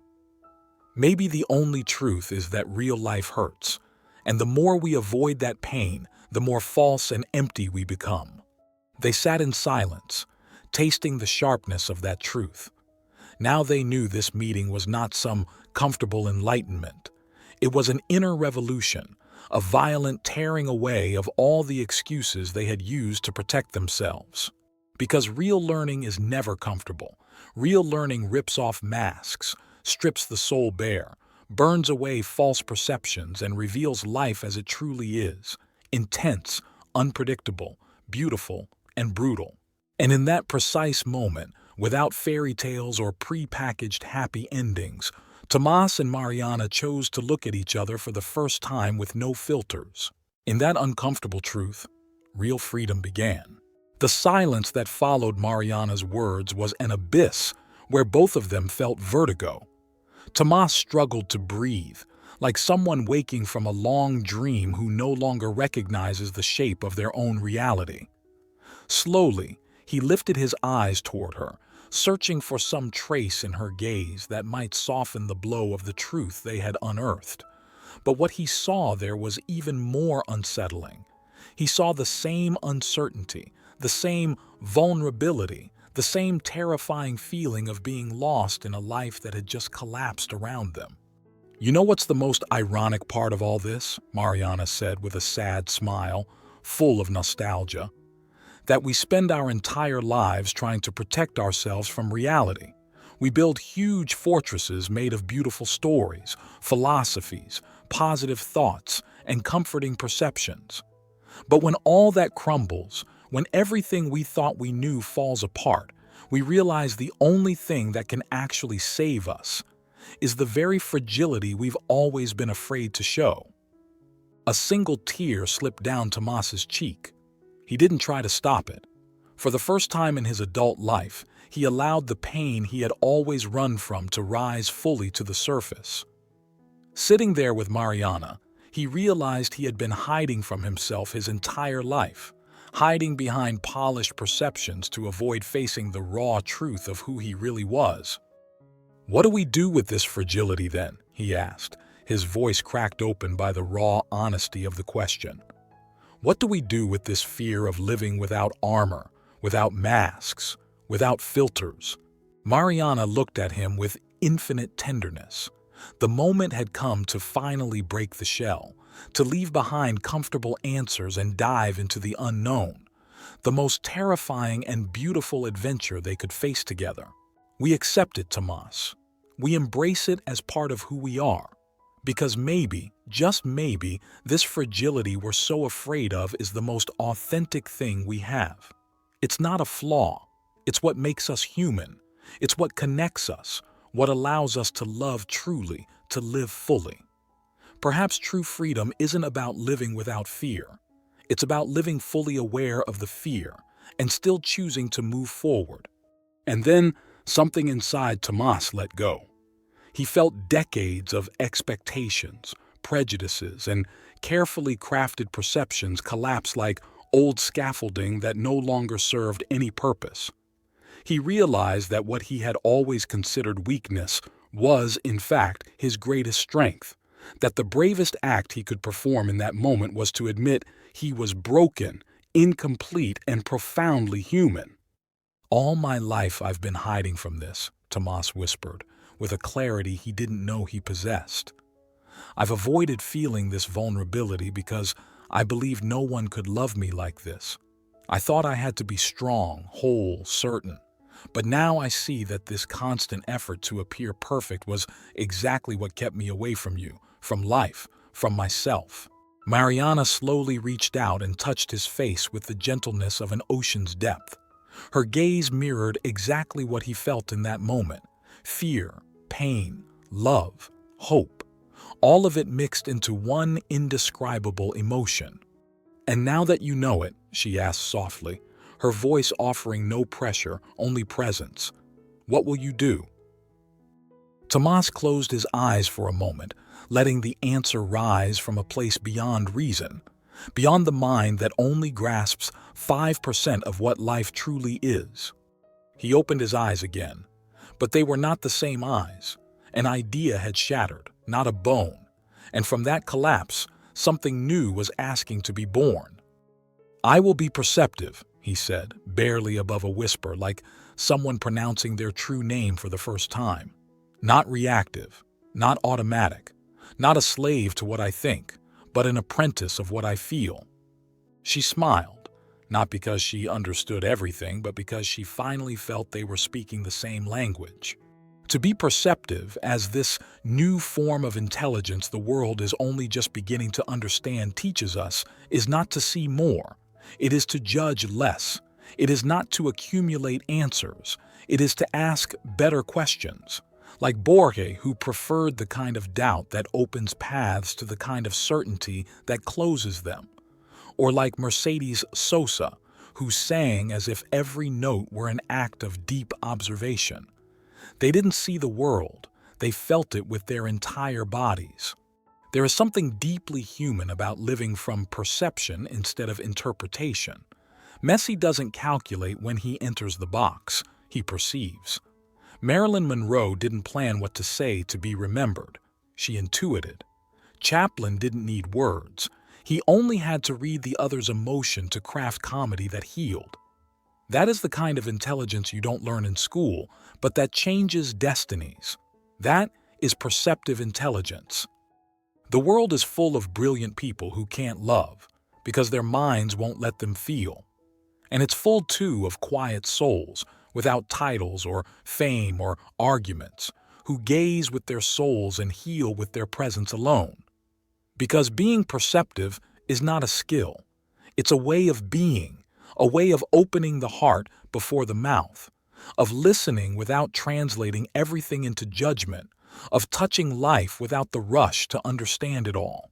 And then Mariana understood. To be perceptively intelligent wasn't to gain control. It was to let go of it with grace. It wasn't to interpret better. It was to live slower, to inhabit the nuances, to recognize the gray, to touch the invisible, to love even when it hurts. Because the one who perceives deeply no longer needs perfect answers. It's enough to be there, present, awake, human. They looked at each other as if the world had just been remade. And maybe it had. I'm going to live, Mariana. I'm really going to live. No more excuses. No more stories to shield me from pain. I'm going to love without fear, feel without reserve, walk without needing absolute certainty. I'm going to allow myself to be vulnerable, to make mistakes, to cry, to fall and get back up. I'm going to accept that I am human, and that being human means exactly this: living unarmored, exposed to the wind, the cold, the rain, because only then can I truly feel the warmth of the sun. Mariana smiled. For the first time, that smile wasn't a mask hiding insecurities. It was an open window into her soul. And in that very instant, they both understood that this encounter wasn't the end, but the true beginning of their lives. They had left behind the illusion of comfortable perceptions to embrace the raw, wondrous reality of existing without unnecessary protection. "You know what, Tomas," she said gently. "I think now, for the first time, we can truly say we know each other, because until now, we only saw what we wanted to see. But today, we saw who we really are. Two deeply human, deeply imperfect, deeply alive souls." Tomas nodded slowly. The reality they now faced wasn't the easiest, nor the most pleasant, but it was real, honest, and vibrant. They had cracked the shell, leapt into the unknown, and now, for the first time, they felt like they could fly. Perception was no longer a refuge. It was simply another tool in their hands. They now understood that they could choose to see with honesty, love with transparency, and live with authenticity. They had discovered that life didn't need embellishment to be beautiful, that truth didn't require filters to be bearable. And as they sat there, face to face, seeing each other without fear or masks, they realized something essential. Life isn't perfect, but it's in that imperfection that all its beauty lives. True strength is born from vulnerability. Real connection arises from brutal honesty, because real life is not lived by avoiding wounds, but by learning how to heal them. It's not lived by ignoring the shadows, but by integrating them into the light. Real life is lived without fear of feeling, without fear of breaking, without fear of being human. There, in that sacred moment of absolute emotional nakedness, Tomas and Mariana finally understood what it means to live for real. No false perceptions, no defenses, no masks, just them, just truth, just life. Chapter 5. The Invisible Mechanism. In a quiet corner of the world where few ever look, something happened that's worth remembering. There was a man named Ernesto who had a slightly peculiar habit. Every morning before leaving his house, he would check 7 times to make sure the door was locked. He'd close it, take 3 steps, stop, and walk back. He'd test the lock, jiggle the handle, and repeat a quiet internal mantra. "It's locked. All is well." Sometimes he whispered it. Sometimes he said it silently, but always 7 times. His neighbors watched with a mix of curiosity and tenderness, thinking he was just a bit obsessive or overly cautious. But Ernesto was neither. He was simply human, a human caught in the invisible mechanism of his mind. Ernesto didn't check the door 7 times because he wanted to. He did it because if he didn't, his mind would start playing a tragic movie. He imagined burglars breaking in, stealing the little he had, including that old pocket watch that once belonged to his grandfather. The watch wasn't worth much in money, but in memory, it was priceless. And that simple thought would set off such a cascade of emotion that Ernesto could feel the pain before anything had even happened. And the truth is, we're all a little like Ernesto. We all have our own mental doors we check over and over. Those inner stories we feel compelled to verify to soothe ourselves. Does she really love me? Am I enough? What if I fail? The invisible mechanism operates in silence, like a machine no one sees yet everyone obeys. Every mind has its rituals, its favorite horror films, its little ceremonies repeated unconsciously, just to soothe a fear that, ironically, it created itself. What Ernesto never asked himself was why this obsessive need to check the door had arisen. He never paused to wonder if the emotion driving him was real or just a mental pattern learned long ago. Who was it that once left a door unlocked in his childhood? Who lost something valuable due to a small mistake? What old memory was hiding behind this repetitive ritual? That's how the mind works. It doesn't always seek happiness or peace. It seeks safety. And sometimes it confuses safety with control. When it feels it's losing control over something, no matter how small, it sounds every alarm, pushing you to act irrationally. What's fascinating is that many of those fears aren't rooted in logic, but in emotion. They're distant echoes of old wounds. Years ago, I met a woman named Carmen who couldn't sleep with the windows open. She lived on the 9th floor of a building that touched the sky. There was no way anyone could get in, yet every night she obsessively checked the windows before going to bed. When she finally decided to go to therapy, she uncovered something she had completely forgotten. As a child, her older sister used to scare her by saying that the boogeyman would come through the open windows at night. Carmen was no longer a child, but deep inside her still lived that frightened little girl, frozen in time. Your mind does the same thing. It builds invisible mechanisms to protect you from something that likely no longer exists, or maybe never did, because 90% of the threats you imagine never actually happen, but you live as if they already did. Isn't that absurd? The mind cannot clearly distinguish between what's real and what's imagined. That's why, when you remember something sad, you cry again. That's why, when you imagine something scary, your body reacts as if it's happening right now.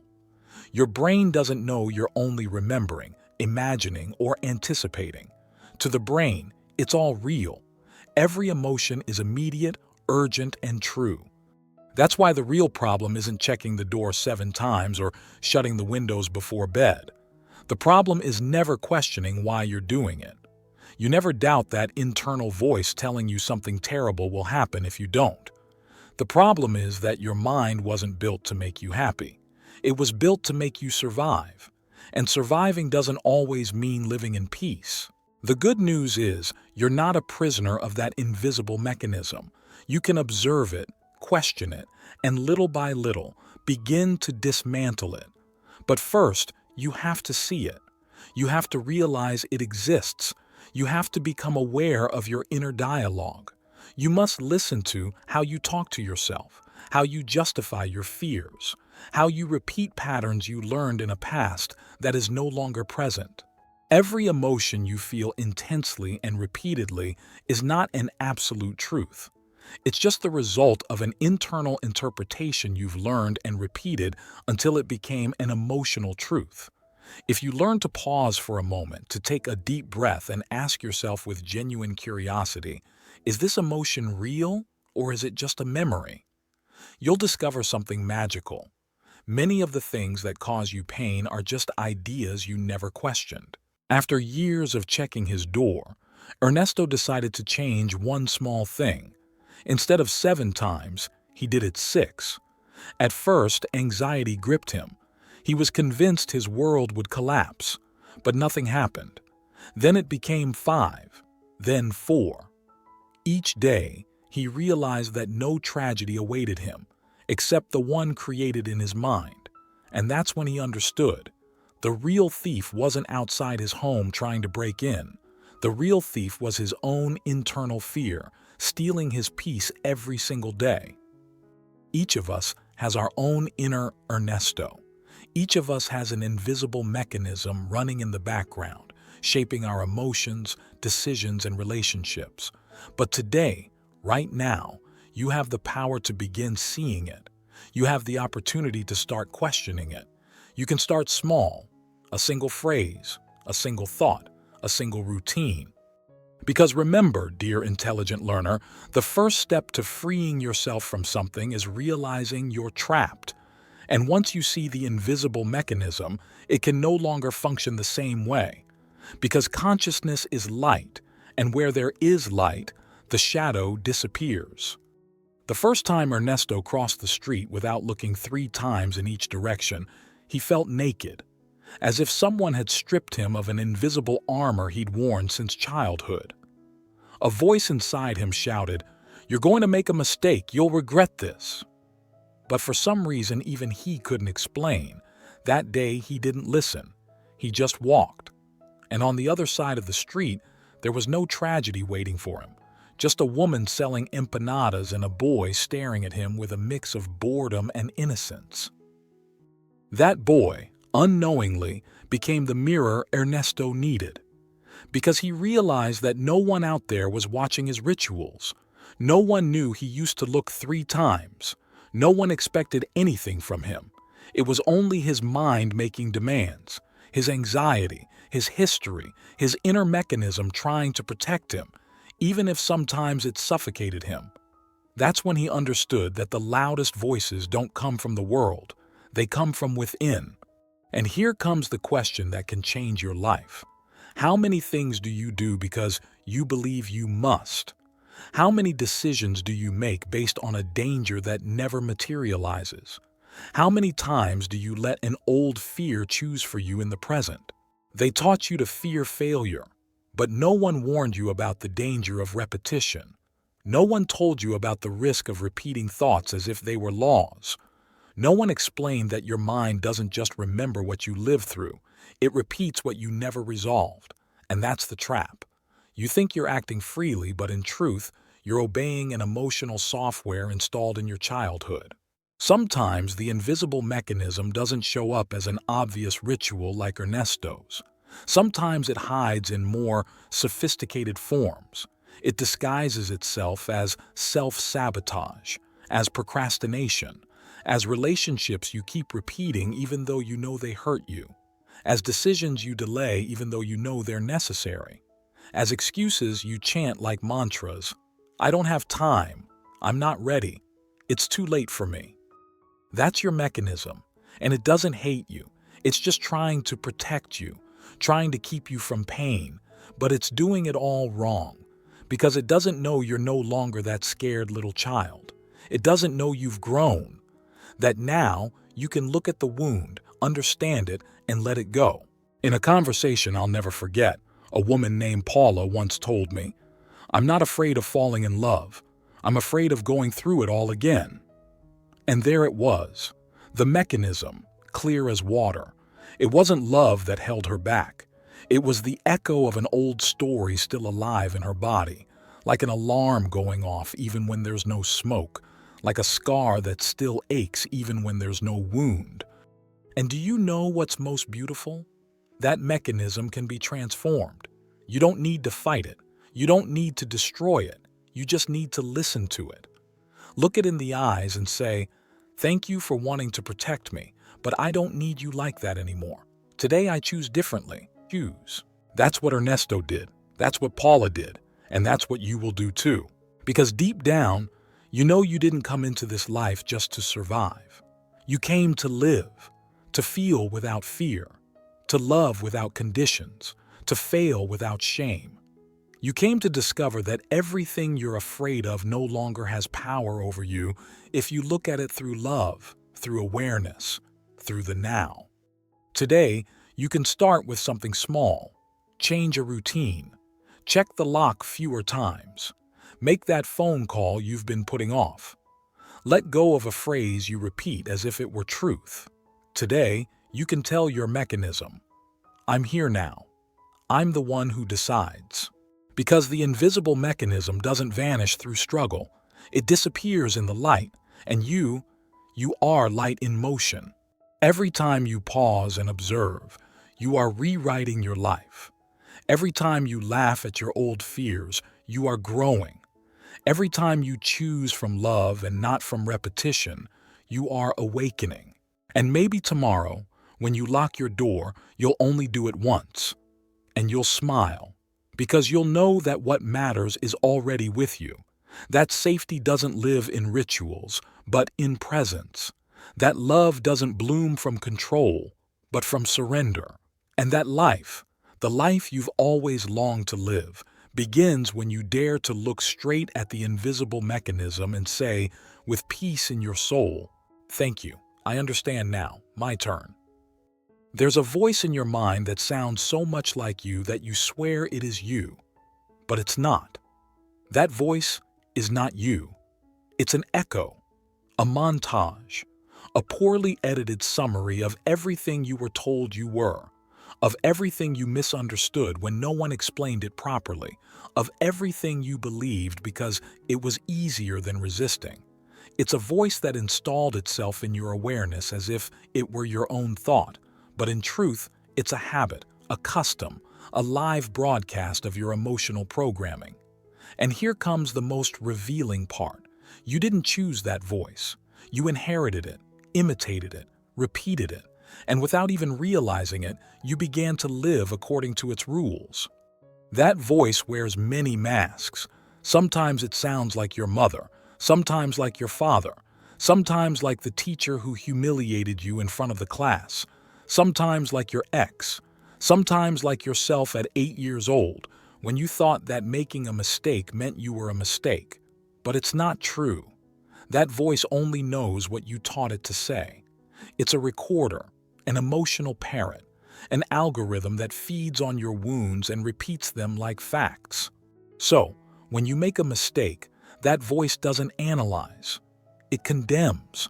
It calls you clumsy, worthless, incapable.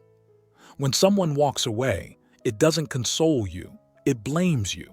It tells you it's your fault, that you don't deserve love, that you're not enough.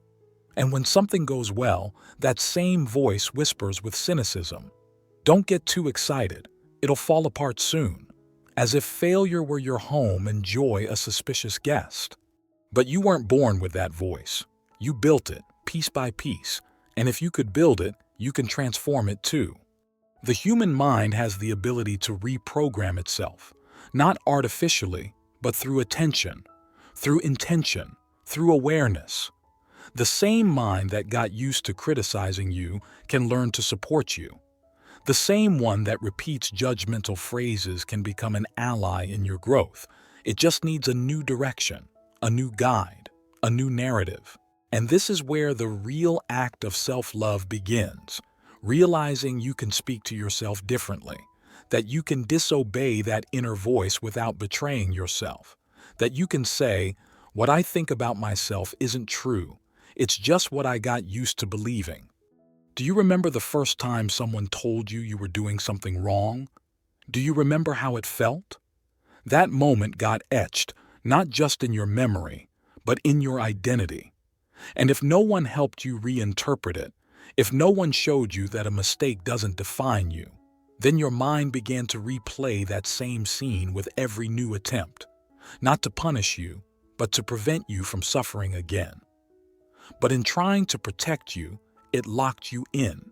That voice that sounds like you doesn't want to hurt you. It wants to keep you safe, but it acts out of fear. It uses outdated mechanisms.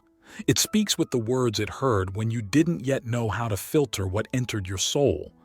And that is the tragedy of so many adults, living under the orders of childish voices, reacting like wounded children to adult challenges, defending themselves with plastic swords in real emotional battles. But you are no longer a child. You are not in that classroom anymore. You are not that teenager desperate for approval. You are not that person who stayed quiet because they didn't know how to fight back. You are someone new, and you have the right to a new voice. A voice that doesn't interrupt you when you dream. One that doesn't make you doubt your abilities. One that doesn't compare your process to others.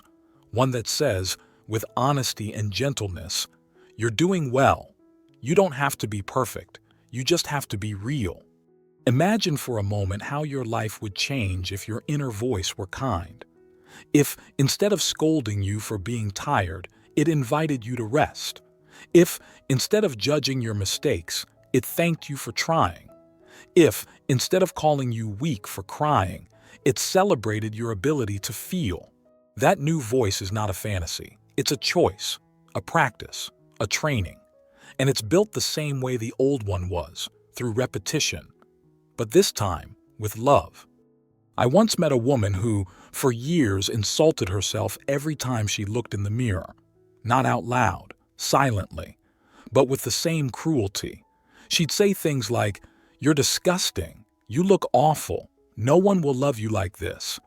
She didn't even think about it. It was like brushing her teeth. Until one day she got tired. Not of the mirror, not of her body. She got tired of being her own enemy, and she decided to try something new. Every time she looked at herself, she said, "Hello, beautiful. Here you are. Thank you for carrying me." At first, it felt ridiculous, fake, but she kept going. And after a few months, that new voice was no longer an experiment. It was her ally, her home, her truth. You can do the same. Not with empty phrases or exaggerated affirmations, but with honesty, with small acts of inner tenderness, with gentle edits to your own narrative. When you think, "I'm not good at this," reply, "I'm learning." When you say, "This always happens to me," answer, "This time is different." When you feel, "No one sees me," remember, "I see me." That practice, sustained over time, changes lives. Because it changes the filter, it changes the vibration, it changes the perception. And when you change the voice you speak to yourself with, you change the way the world responds to you. Because the world doesn't treat you as you are, it treats you as you treat yourself. So ask yourself honestly, what does my inner voice say when I make a mistake? What do I tell myself when things go wrong? Am I nurturing my growth or feeding my wounds? That voice that sounds so much like you can stop sounding like you. It can become better. It can become wise. It can become free. It just needs you to guide it, to love it, to show it the path no one else ever did. And if today you choose to change it, you won't just change your mind. You'll change your destiny, because no one can create a luminous life with a voice that dims their light from within. Now breathe. Close your eyes. Listen to your oldest voice, and then choose a new one that uplifts you, one that protects you, one that, at the end of each day, wraps you in its arms and says, "Thank you for trying. Thank you for staying. Thank you for being you." That is the voice you deserve. That is the voice you've always truly been. I once heard a man say that his worst enemy lived in his head and disguised itself as common sense. I believed him. Because that happens to many of us. We confuse the voice of fear with logic, the voice of trauma with caution, the voice of punishment with responsibility. And so we end up obeying thoughts that don't nourish us, they wither us. Because not everything you think is true, but everything you believe becomes your reality. Do you know when you realize your inner voice needs an update? When you can't even be at peace with yourself? When you're alone and your own mind won't stop pointing out flaws, when silence isn't rest but judgment, when it's hard to accept compliments because that voice keeps repeating that you don't deserve them, when a mistake feels like a sentence, when everything good that happens seems like it has an expiration date. That's not realism. It's emotional exhaustion disguised as maturity. But you can change. You can rewrite the contract with your mind. You can say, I no longer accept this way of speaking to myself. I didn't sign up for this. I deserve a voice that cares for me, not one that punishes me. And that phrase, simple but powerful, might just be the revolution you've been waiting for. Remember this, no one is more influential in your life than you, talking to yourself every single day. No one. You could have the best therapist, the most loyal friends, the most loving partner, but if your inner voice is cruel, none of that will take root in fertile soil. Your mind is the ground, your inner dialogue, the weather, and your soul, the seed. Cultivate your field well. There's a story I love to tell because it humorously captures how absurd that critical voice can be. A young man goes to a job interview. He looks perfect. He's prepared for weeks. He has everything needed for the position. But while he waits, his mind starts talking. There's probably someone better. You're going to freeze. What if they ask something you don't know? Why did you do your hair like that? You look like a cactus. He walks in, nervous, trying to ignore the internal chorus. But just as he's about to greet the interviewer, he trips and falls to the floor. Dead silence. He gets up, dusts himself off, looks the interviewer in the eye and says, "Well, I guess I just broke the ice." Laughter. Good energy. A smooth conversation. As he walks out, his inner voice changes. "See? You're amazing. You handled it perfectly."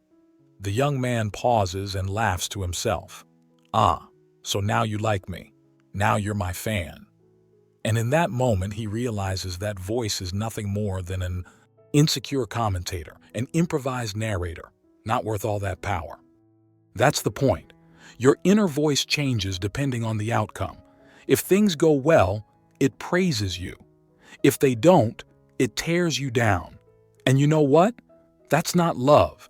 That's emotional opportunism. You need a voice that loves you even when you fail, one that doesn't walk out when you stumble, one that doesn't abandon you mid-process. Because if you don't have that inside, you'll search for validation outside that will never be enough. Imagine for a moment that your inner voice were a character. What would they look like? How would they speak to you? Would you want to live with them in the same house?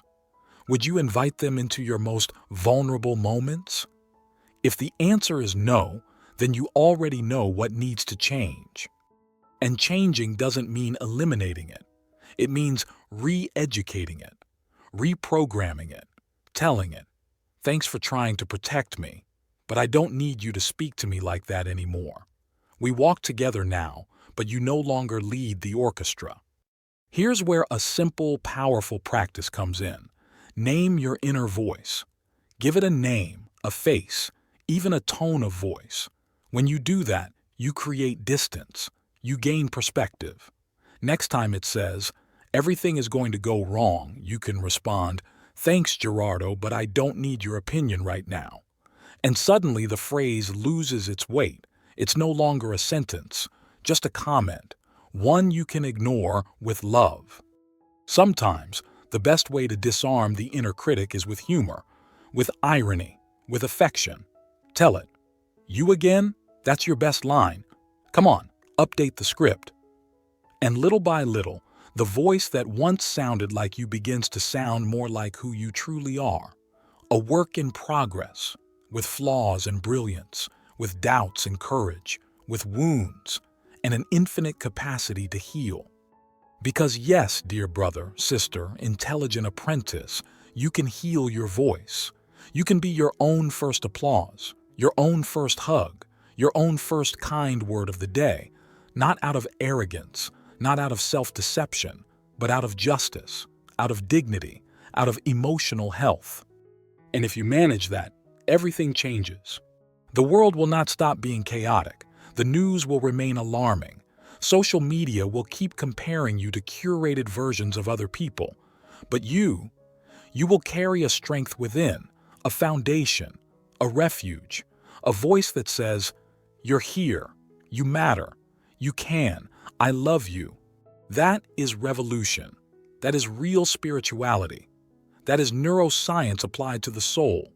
And maybe one day, when you look back, you'll realize that the true turning point didn't come when you achieved something grand, but when you stopped speaking to yourself with cruelty, when you made space in your mind for gentleness, when the voice that once dragged you down began to lift you up.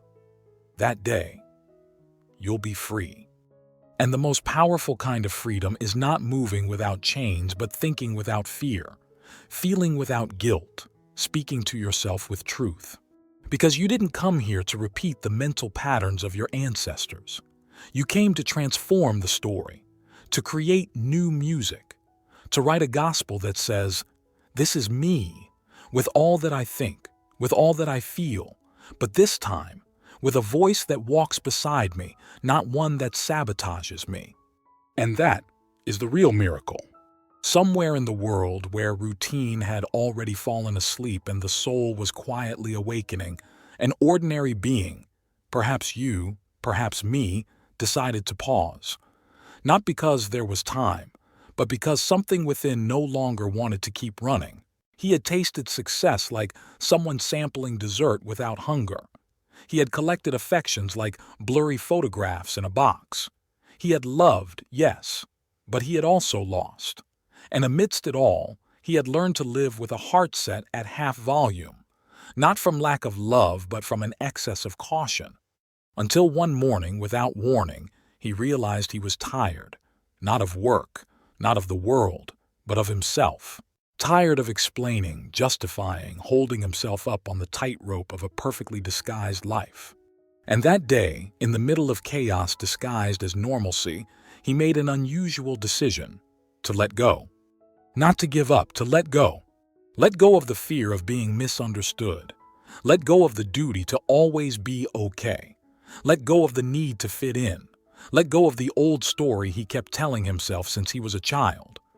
And in that gesture, invisible to the world, everything changed. Because when you let go of what you're not, you begin to remember who you are. There, in that new space, more like emptiness than certainty, he met his soul. And the soul didn't judge him, didn't keep score. It simply offered a cup of silence and said, "Finally, I've been waiting for you." That moment was the true beginning. And there was no epic music playing in the background, no cinematic sunrise, just a conscious breath, and a presence so alive it made him cry like a child remembering the hug he forgot to ask for. From that day on, that ordinary being, who might still be you, never walked the same again. He no longer searched for urgent answers, but for honest questions. He no longer shouted outward, but listened inward. He no longer measured himself by his achievements, but by his ability to feel the simple things. He learned to celebrate when he didn't understand a thing, to laugh in the middle of grief, to cry without hiding, to dance alone in the kitchen while the rice overcooked. He became real. And in that realness, he became free. Then one ordinary day, staring at the sky from the window of an ordinary bathroom, he understood something not written in any book. I didn't come here to fix the world. I came to ignite myself, and if I shine, I light the path for others without even trying. And he smiled. And that, my dear apprentice, is the most beautiful part of all. Now go and live as you've never lived before. And we'll meet again here on your channel, Let There Be Light, in the next message, in the next audiobook. May God embrace you with his love, and may his light continue to grow in your heart. See you soon.